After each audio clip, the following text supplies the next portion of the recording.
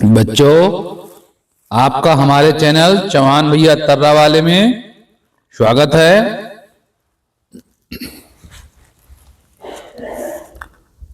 बच्चों, आज हम लोग जो है पाठ 4 शक्ति के साधन पढ़ेंगे। हमारी पाठ्य पुस्तक पृथ्वी और हमारा समाज का कक्षा 8 के पाठ 4 शक्ति के साधन के बारे में हम लोग जानेंगे। शक्ति के क्या साधन हैं। तो जो पाठ 4 शक्ति के साधन, ऊर्जा और शक्ति। आज बच्चों हम बिजली के बिना क्या कामना कर सकते हैं? क्या कल्पना कर सकते हैं बताइए? बिना विद्युत के हमारा जीवन कैसा हो जाएगा?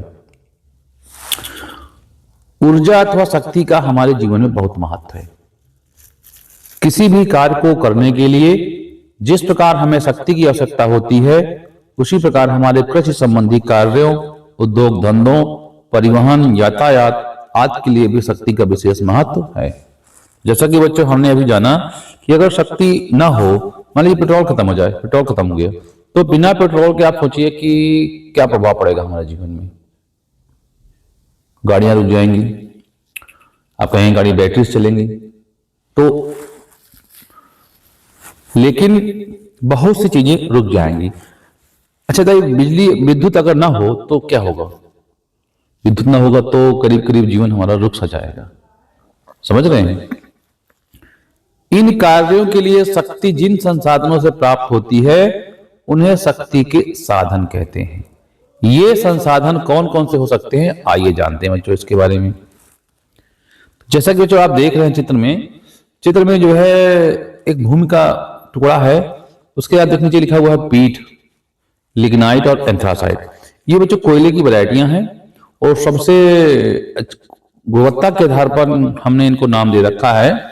पीट जैसे आप देखिए सबसे खराब क्वालिटी का कोयला होता है, और उसके अच्छा लिग्नाइट, और सबसे अच्छा होता है एंथ्रासाइट, क्योंकि ये ज्यादा अच्छे तरीके से चलता है और ज्यादा समय तक ज्यादा मतलब कि इससे शक्ति प्राप्त होती है। कोयला खनिज पदार्थ है जिसे खानों से प्राप्त कर रेल इंजन निर्माण, लौह इस्पात कारखानों आदि में ऊर्जा के रूप में प्रयोग किया जाता है। अब ये तो पिछले लेक्चर में आप लोगों ने जाना कि खनिज हमें धारता से प्राप्त होते हैं, बिल्कुल सही है, लेकिन उन्हें खनिज जिस अवस्था में प्राप्त होते हैं वो और या अयस्क कहते हैं। तो उनको रिफाइन करने के लिए भी हमें शक्ति की आवश्यकता होती है, ऊर्जा की आवश्यकता होती है, आग की आवश्यकता होती है, और आग के लिए बड़ी बड़ी भट्टियां होती हैं, भट्टियों में आग जलाई जाती है, और वो सब चीजें जो है उनमें कोयला बहुत उपयोगी है। क्या आप जानते हैं यह कोयला कैसे बना बच्चों? करोड़ों वर्ष पहले कोयले का निर्माण पेड़ पौधों के अपघटित होकर दलदलों में जमने से हुआ। गर्मी, दबाव, रासायनिक क्रियाओं आदि के फलस्वरूप जीवाश्म जीवों के अवशेष से कोयला एवं खनिज बन गया। भारत में कोयले का विस्तृत भंडार है। तो बच्चों कोयला कैसे बना? ये जो बन है ये किसी भी भूगर्भीय हलचल के द्वारा जमीन में नीचे दब गए, और सैकड़ों सालों के बाद जो है वो उनमें परिवर्तन हो जाता है, ताप और दाब की वजह से रासायनिक परिवर्तन हो गया, और वो ठोस काले कोयले में तब्दील हो जाते हैं। जीवाश्म जैसे मरे जीव जंतु हैं, वो मर गए, जमीन के नीचे दब गए, सैकड़ों सालों से दबते रहे, तो उनसे पेट्रोल बनता है। कोयला 4 प्रकार का होता है। कितने प्रकार बच्चों? कोयला 4 प्रकार का होता है। पीट, लिग्नाइट, बिटुमिनस और एंथ्रासाइट। कोयला उत्पादन के प्रमुख क्षेत्र झारखंड, छत्तीसगढ़ और पश्चिम बंगाल, मध्य प्रदेश और गोवा। देख रहे हैं सारे के सारे आपके पूर्वी भारत से संबंधित हैं। ठीक है, एक सिर्फ गोवा जो है, मध्य प्रदेश गोवा। तो आइए मानचित्र में देखते हैं कि कौन सा कोयला क्षेत्र कहां कहां पाया जाता है, कहां मिलता है, और आर्थिक महत्व। कोयला बच्चों देखिए कहां मिलता है। अभी ये कि हम लोगों ने जाना कहां मिलता है, झारखंड, छत्तीसगढ़, पश्चिम बंगाल, मध्य प्रदेश, गोवा आदि में।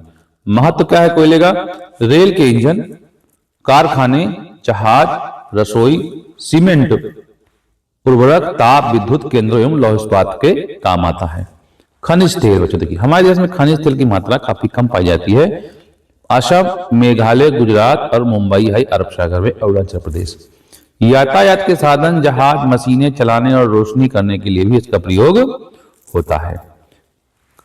खनिज तेल, आपने लालटेन स्टोव को जलते हुए देखा होगा, motorcycle, scooter, pumping set, engine, diesel engine आदि को चलते हुए देखा होगा।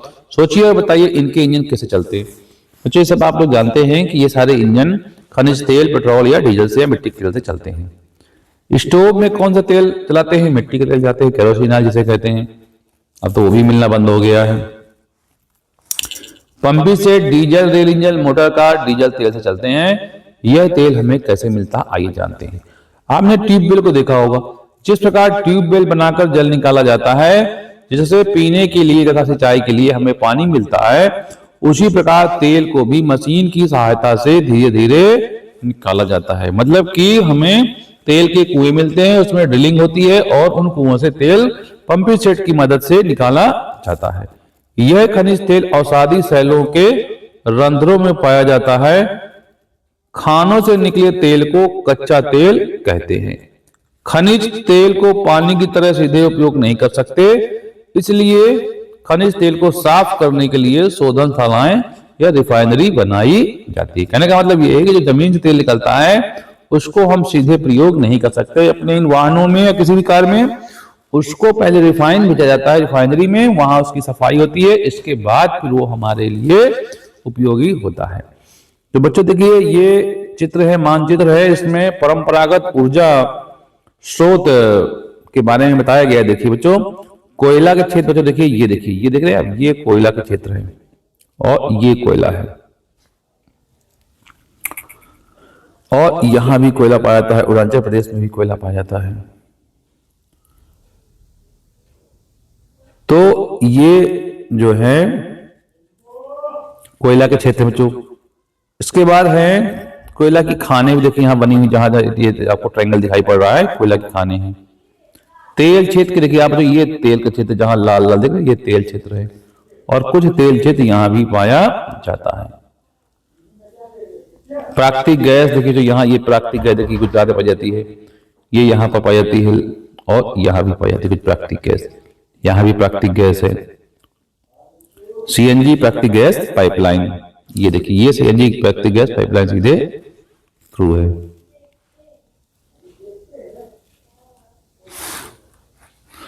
प्रायः प्राकृतिक गैसें खनिज तेल के साथ ही कुओं के भीतर प्राप्त होती हैं। ज्यादातर प्राकृतिक गैस क्षेत्र स्थल एवं सागर महासागर के तली भागों में मिलते हैं। कहां मिलते हैं? तो महासागरों के तली भागों में, तलछटी में।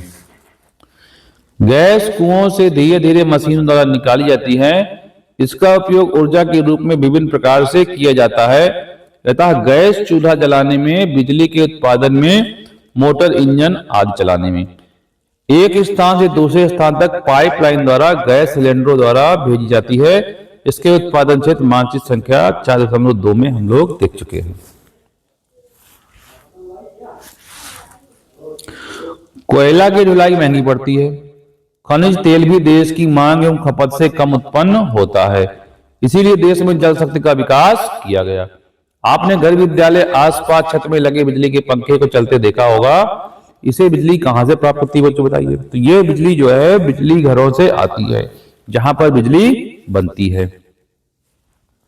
तो आइए जाने पहाड़ी एवं उच्च पठारी क्षेत्रों में नदी पर बांध बनाकर पानी को एकत्र किया जाता है। बांध के नीचे बड़े बड़े पावर हाउस बनाकर जल विद्युत ऊर्जा उत्पन्न की जाती है। जैसा कि आप चित्र में देख रहे हैं, ये जो है, ये देखिए चित्र में कुछ दिखाई नहीं पड़ रहा, चित्र में गायब हो रहा चित्र।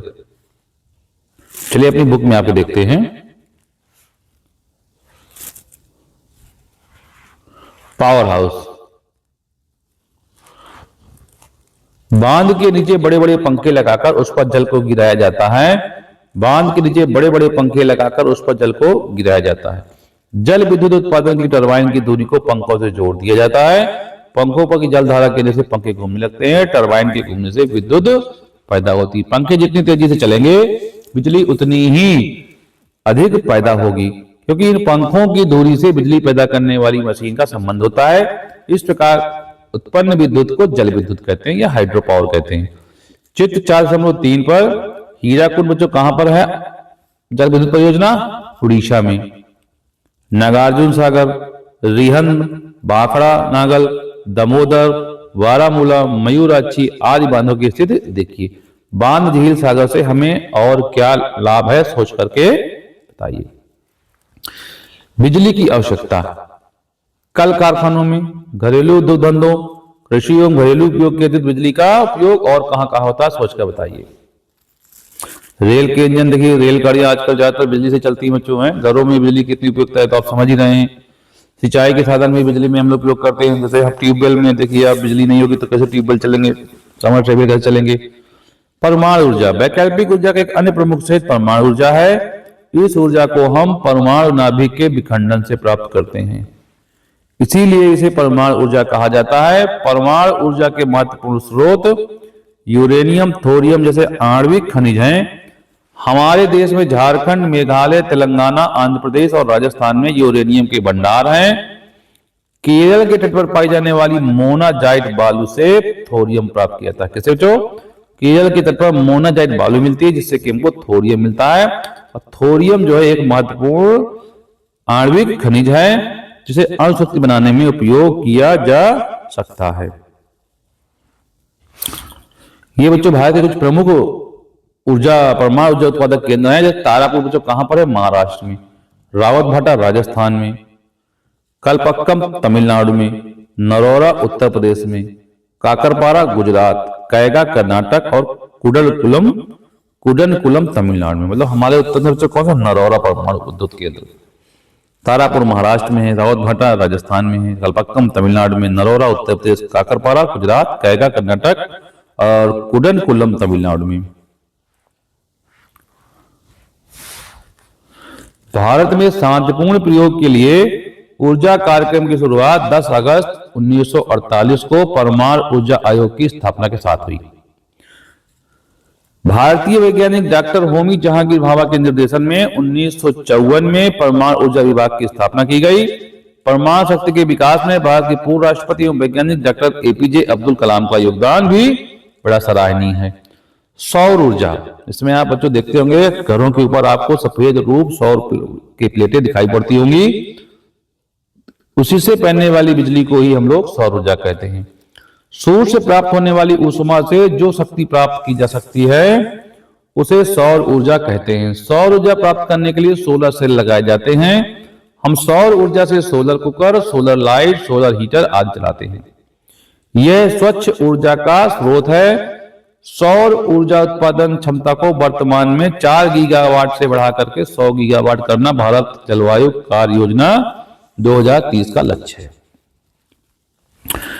पवन ऊर्जा, भारत के